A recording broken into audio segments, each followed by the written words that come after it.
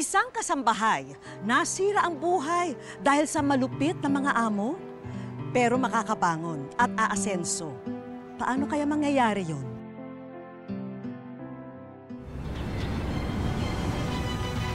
Jordan! Jordan! Ma! Ano nangyari? Are you okay? Mga alahas ko, nawawala. Wala mga alahas ko. Oh my God! Sino kukuha ng mga alahas ko? Ninang, sino lang ba ang pwedeng makapasok dito sa kwarto niyo? Uy, hindi ako yan kakarating ko lang. Walang aalis ng bahay. Walang lalabas. Kailangan may managot.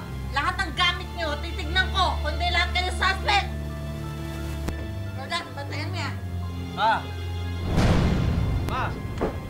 Hindi pwedeng mabuking ni Ninang na ako ang kumuha ng mga alahas niya.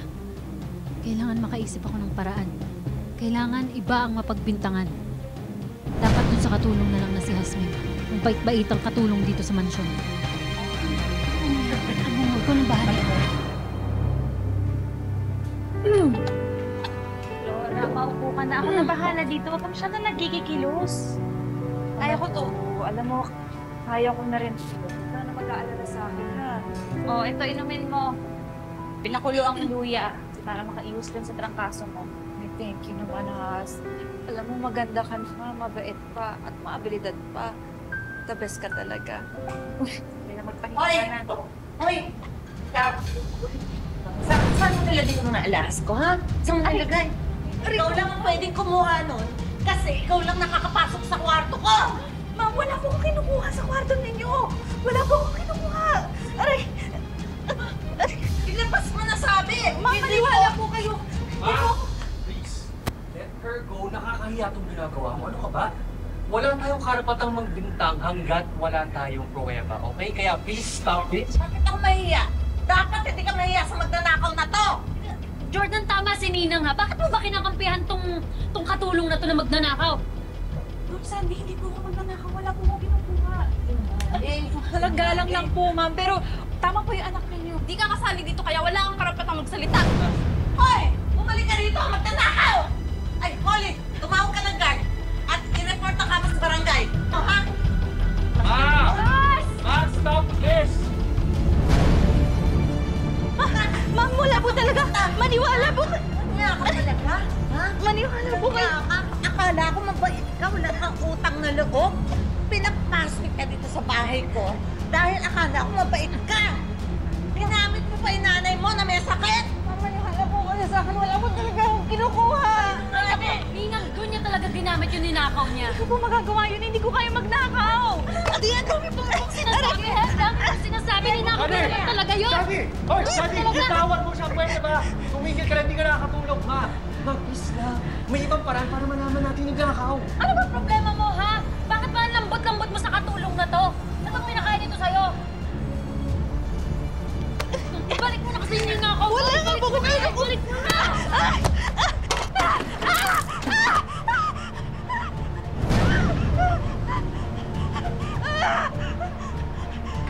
Buti nga sa'yo!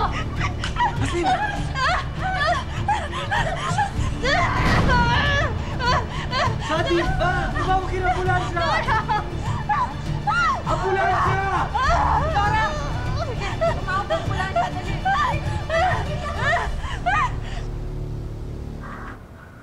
Ay, Anak. dahan. Dahan naman. Anak. Ang nangyari sa mukha mo. Napakawalang hiya na pamilyang yun. Pagkatapos nilang sirahin yung mukha mo, pinalayas ka pa nila. Ay, kung man ang problemahin yun, ang iisipin natin ngayon yung pampagamot mo.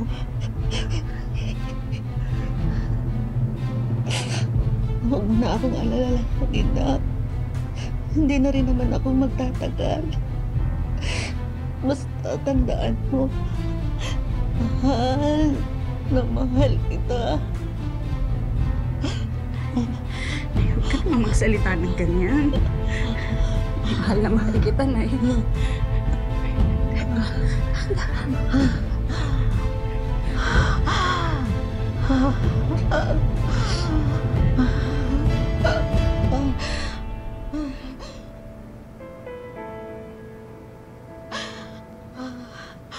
Sorry Hasmin kung wala akong magawa.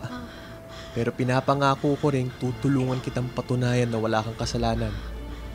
Pasensya na rin kung hindi ko magawa makalapit ngayon. Siguro, hindi pa to ang tamang oras. Nay! Nay! Nay! Nay, Doc! Doc! Hindi ba kaingay ang nanay ko? Nay! Ano nangyayari, Doc? Doc! Nay! Nay! Sumagot ka, Nay! Nay! Nay! Nay! Nay! Nay! Nay! Ano nangyayari? Negative pass, negative reading. Contact CPR. Ano nangyayari? Doc! Nay! Doc! Doc! Kawin niyo mo na ako! Nay! Sumagot ka, Nay! Ano nangyayari? Flora, salamat sa pansamantalang pagpapatuloy sa akin, ha. Wala rin kasi talaga akong ibang mapupuntahan, eh. Pero pag nagkatrabaho ako, babayaran kita kaagad. Ano ka ba? Wala yun. Alam mo, welcome ka dito kahit kailan. Tara, magkape muna tayo.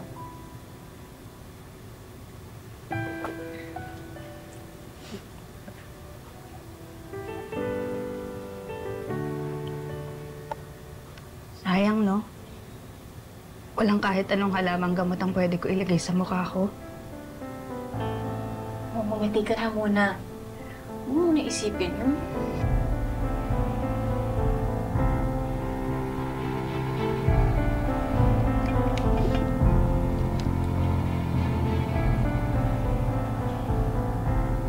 Kahit naman makalimutan ko lahat yon, tuwing makikita ko tong mukhang to, sasagi rin sa isip ko lahat ng mga ginawa nila sa akin noon.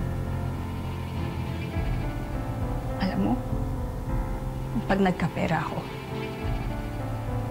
alang-alang sa nanay ko, pinapangako ko, babalikan ko silang lahat.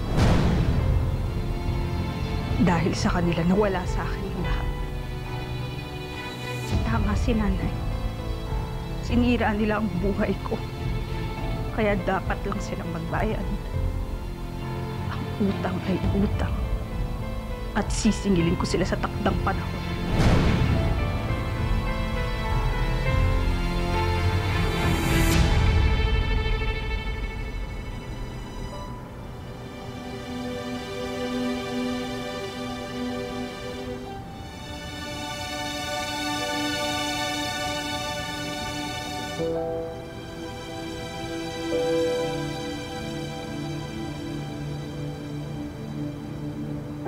Wala namang masamang makiramay kahit sa hindi ka kilala. Naalala ko lang din kasi si nanay. Namatay siyang hindi ko rin nabigyan ng maayos na burol.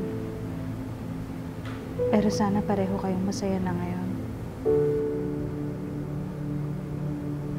Kawawa naman ho kayo, Aling Mercedes. Niwan laman lang kahit isang nakalista na nakikiramay.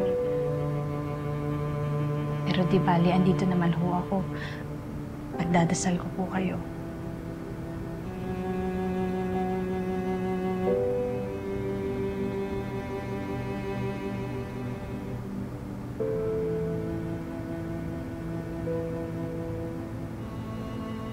Miss? I'm Atty. Cinco, abogado ni Mrs. Sergalo. Ako, sorry po kung pumasok ako nang walang paalam. Pero promise ho, wala po akong masamang intensyon. Pinagdasal ko lang po si Aling Mercedes. Maniwala po kayo. Huwag kang mag-alala. Wala rin akong balak na masama sa'yo. Ano ang pangalan mo? Ako po si Hasmin Santos. Miss Hasmin Santos. Ganito kasi. I know this is very unusual. Pero nangyayari. Ngayon na rin kasi ang libing ng kliyente ko. At kailangan kitang makausap. May naiwan kasing kasulasan sa akin ng kliyente na kung sino man ang pupunta para makadalaw sa burol niya para makiramay, ang lahat ng mga naiwan niya, lahat ng kayamanan at ari-arian ay mapupunta sa taong pumunta. ikaw lang naman ang bukod tangi na pumunta at dumalaw sa kanya. Kaya ang lahat ng mga ito na naiwan ni Mrs. Regalo ay mapupunta sa'yo.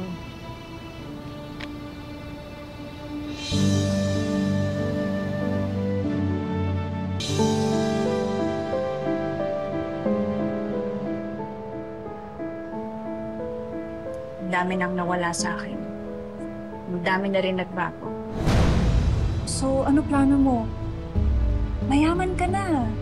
May mansyon ka na, oh. Simula na ng paghihiganti ko. Pagbabayaran ni na Rosenda at Sandy ang pagsira nila sa buhay ko.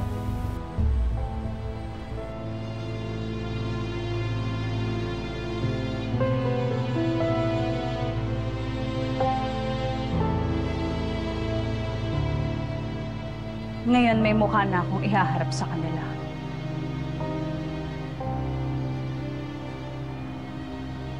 Itong mukhang to ang pinagmalupitan nila noon. Itong mukha rin na to ang tatapos sa kanila kayo. Magda sila.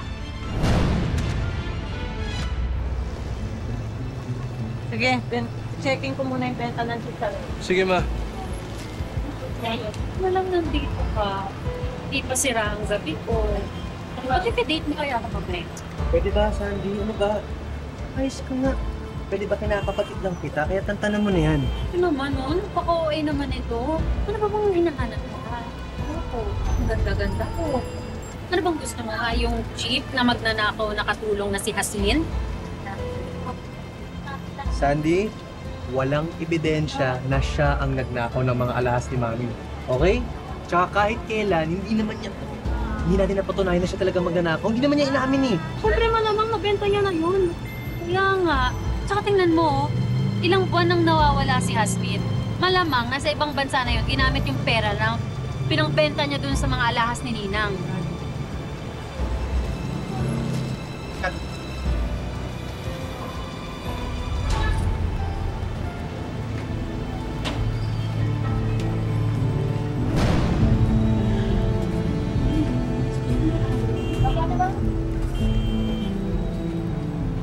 Ninang! Ninang! Ninang! Oh. Ninang, halika! Yes! Bakit? Huwag nataragan sa atin. Si Haslin yun. Si Haslin yan. Bebe! Ano kang pinupuwisit ako ng babae? Talaga ang kapal rin ng mukha. Siguro lahat ng ninakaw niya sa akin, diyan niya ginamit sa negosyo niya para kalabanin pa ako. Improntahin ko na. Mama, hindi maganda yung gagawin mo. Hayaan mo siya. Sige, Ninang. Sige, kausapin mo. Talaga? Oo, Sige. kailangan yun. Hoy! Ang kapal din naman ng mukha mo, no? Ako pa talaga ang kinalaban mo. Eto ba lahat ang ninakaw mo sa akin, ha? Tinabihan mo pa ako dito pa talaga, ha? Ha? Pwede dahan-dahan lang po tayo sa pagbibintang. Lalo na kung hindi niya naman kayang patunayan. As ako na dito. Ikaw matagal na ako nagtitimpi sa mga to eh. Ang napakayabang nito. Eh, katulong lang naman kayo dati. Tapos proud ka dyan sa kaibigan mo. Eh, pagbuhulin ko kaya kayo. Sobra na to eh. Ba't ba nandito kayo para manggulo? Ha? Kung hinahamon mo ko, hinahamon mo! Sandy!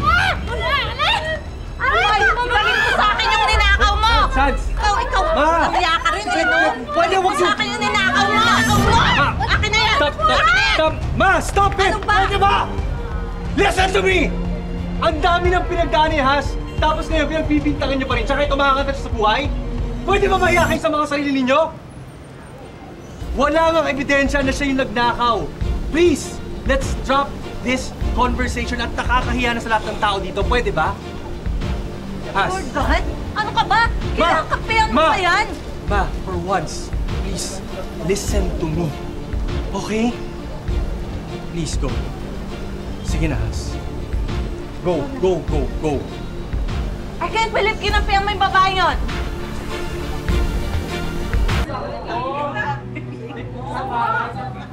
Alam mo, nalulugi na lahat ng lechonan mo.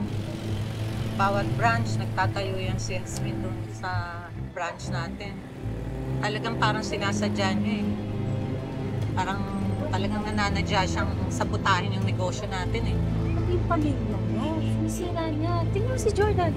Tinalandi niya. Hindi niyo ba nakita binibrainwash yung anak? Jenny, hindi kaya ano, Molly? Paano kung ginamitan niya ng gayon si Jordan? Ay, oh my God! Oo nga. Naku, buti nabanggit mo yan. Kasi Ninang, kung totoo yun, talagang mananagot yung Jasmine na yan. Naku, hindi ako papayag. Hindi ako makakapayag na mapunta sa isang magnanakaw ang anak ko. Hindi pwede. Diba? Kaya halika. Sugurin natin. Sige. Hoy, magnanakaw! Lumabas ka dyan!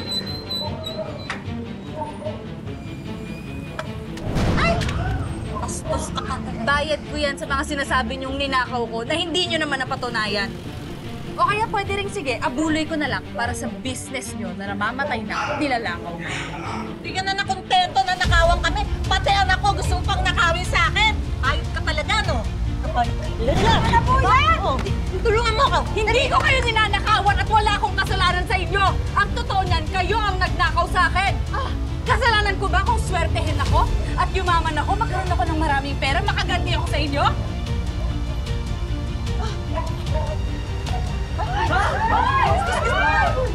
Ang nakawalang yamo! Bayad na ako sa mga utang ko, ha? Ngayon, kung kulang pa yan, sabihin niyo sa akin para isusupalpal ko ulit sa mga pagmumukha ninyo. Pero please lang, lubayan niyo na ako. Hindi ka namin lulubayan dahil malandi ka! Matapang ka lang kasi may hawak ka eh! Daddy, tama na! Pwede ba? Ano ba, Jordan? Ha? Kakampihan mo na naman yung si Jasmine? Ako naman yung ipagtanggol mo! Ang dami ko na itulong sa pamilya nyo! Oo nga! Buti na lang may mga pulis dito. Hulihin nyo itong magnanakaw na to! Sadi! Wala ka sa kulungan! Sadi! Hindi sila narito para hulihin siya. Narito sila para hulihin kang magnanakaw ka dahil ikaw ang nagnakaw ng lahat ng alahas ng nanay ko, di ba? Jordan! Yes, ma. Ito, ma. Ganyan siya. Panoorin mo. Para malaman mo kung paano niya tayo niloko, pinag-ikot at pinakawan. Gagawin natin. Bakit tayo?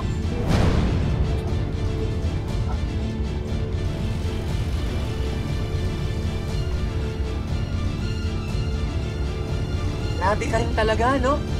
Iba rin talaga sa ng utak mo. Alam mo ba, pinamanmanan kita? Sinundan ka ng mga katauhan namin. Tapos, ma, she waited for how many months bago niya ibenta lahat ng alahas mo. Pero dahil sa tulong ng mga polis, nabawi natin lahat ng alahas mo, ma. Boss, pakita mo yung alahas. Oh my God. Ano, Sandy? Sandy? All this time, ikaw pa yung kriminal? Pinuhos ko lahat ng galit ko kay Jasmine, pero ikaw pala yung toong magnanakaw. Bakit mo ginagawa sa amin to? Pinagnakawan mo ako? Hindi! Walang hiya ka! Wala kang utang na loob! Walang hiya ka talaga! Ninang, magpapaliwanag ako! Itayan mo ako! Hindi ako! Anong pakiramdam na nagpapaliwanag ka pero ayaw ka nilang pakinggan? Ayok ka talaga! Tigilan mo na ako dyan! Tama na sa amin! Oh my God! Oh my God! Ayok ka! Sinira mo ba yung mukha ko? Engineer! Engineer! Sama niyo na yung engineer! Serve mo yan!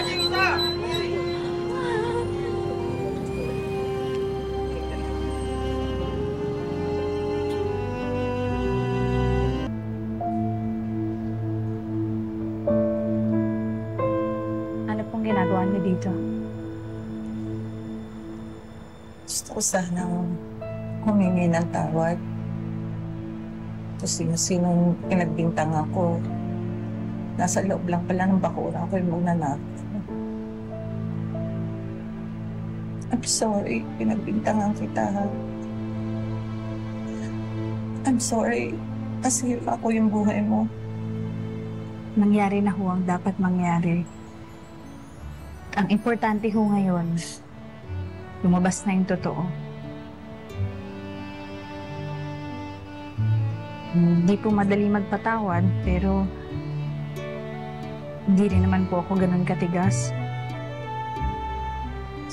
Palayain na po natin yung mga sarili natin. Hindi man natin mababago ang nakaraan. Pero pwede naman po tayo magsimula ulit. Siya nga pala. Sinama ko yung anak ko si Jordan. Jordan?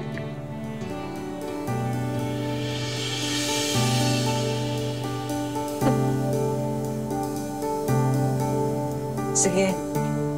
Mag-usap muna kayo, ha? Iwan ko muna kayo.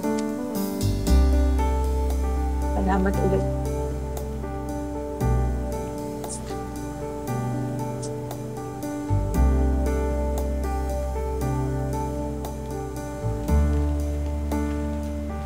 Jordan, salamat ha. Dahil sa'yo lumabas yung totoo. Noon pa man, alam ko nang mabuti kang tao. Maganda. At maganda rin ang puso.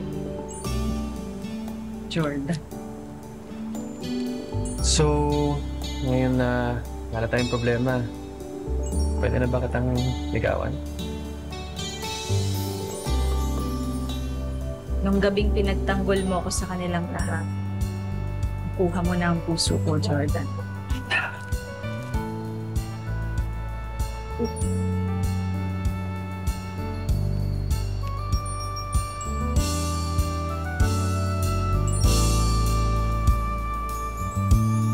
Tara, date? Kapuso, loyal viewer ka ba ng Wish Ko Lang? Bakit kaya deserving kang matupad ang iyong hiling? I-wish mo lang at malay mo, matupad yan. Si Diwata ay nag-wish sa ating Facebook page para sa mag-iinang umantig sa kanyang damdamin. Madalas ko siyang makita sa kalsada. Kasama niya yung mga anak niya habang nag-wheelchair naman si Jenny. Nahawa ako sa kanila. Kaya nung magkita kami nung sumunod na araw, tapos nagpaalam ako sa kanya na kung pwede ko siyang kunan ng picture. Nahahabag daw siya sa araw-araw na nakikita niyang bumabagtas sa kahabaan ng kalsada nito. Sina Jennifer at ang kanyang mga anak. Ipinanganak si Jennifer na may pes planus deformity ang mga paa. Dahilan para maapektuhan ang kanyang pagkilos, lalo na ang paglalakad. Ano po, PWD, inborn po, type of disability, physical disability po. Hindi po lakad mag-isa, gabay-gabay lang po. Sa kabila ng kapansanan, nananatiling positibo si Jennifer para sa kanyang pamilya. Namamasukan bilang isang construction worker ang asawa ni Jennifer kaya siya ang nakatoka sa kanilang mga supling. Kailangan niyang maihatid ang mga anak sa eskwela. Sabi po nila, the best mommy daw po ako. Okay lang naman po na at least po yung pagiging nanay ko po, nagagampanan ko po. Pwede po kami nahatid ni Mami gamit yung wheelchair niya. Kasi po naka-wheelchair lang po. Yung mga mami po ng pagbati ko nakakalapad po. Kaso ang wheelchair na ginagamit ni Jennifer ay sira na. Pinagtsatsagaan na lamang nila ito dahil wala pa rin naman pambili ng kapalit. Naplatan po ako 2 days. Tapos po, kahit flat po siya, hinatid ko, sundo ko pa rin po sila. Kasi kailangan po nilang pumasok, ayaw po nilang umabsent. Yan ang nagtulak kay Diwata para mag-wish sa aming programa. Sabi ko, nanonood ako ng Wish Ko Lang, sabi ko, try ko kaya. Sabi ni Vicky Morales, bakit sa tingin mo, ikaw ang karapat-dapat matupad ang iyong wish? Tapos, the same day din na yun, nag-message ako. Ang wish ni Diwata, agad naming tutuparin.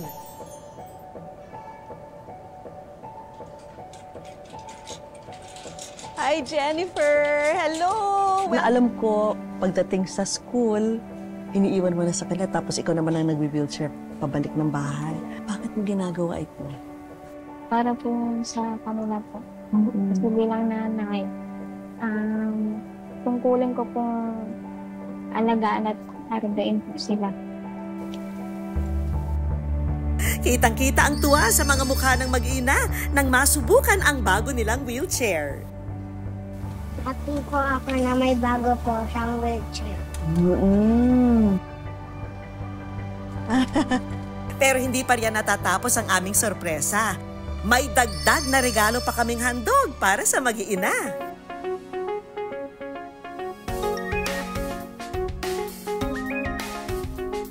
Siyempre, hindi mawawala ang tulong pinansyal para kay Jennifer. Tapos Jennifer, merong bibisita sa'yo rito. Ha?